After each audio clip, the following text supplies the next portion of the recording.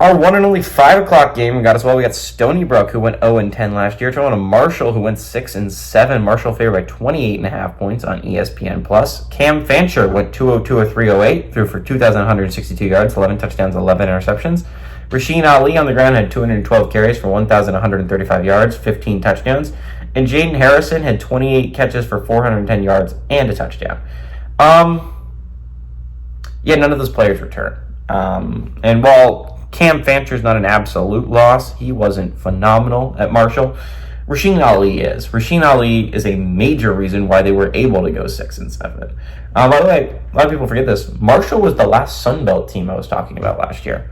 Maybe understand, James Madison was undefeated for longer, but they technically couldn't have made the playoffs at all. So technically, Marshall was the last playoff eligible football team last year. Just thought that was interesting to point out. I've completely forgot about that until I went to look at Marshall this year. I'm like, hey, I was talking about Marshall the longest last year until NC State came around. I think it was like week 3 or week 4. Probably week 4. Honestly, Marshall was the last standing Sun Belt team.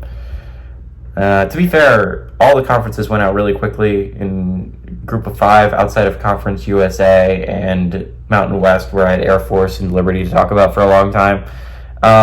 Marshall was the last one kicking for the Sun Belt, though. I just thought I would point that out. Marshall's not great. I don't expect them to do great things this year. They're in a tough conference in the Sun Belt. Again, I talk a lot about the Sun Belt, but I think there's a lot of high-quality football teams in the Sun Belt, and Marshall's going to have to compete with them. Stony Brook sucks, though. They're a bad football team, and as much fun as it was to watch their basketball team go on a run last year and almost make the March Madness tourney, this Stony Brook football team is not good.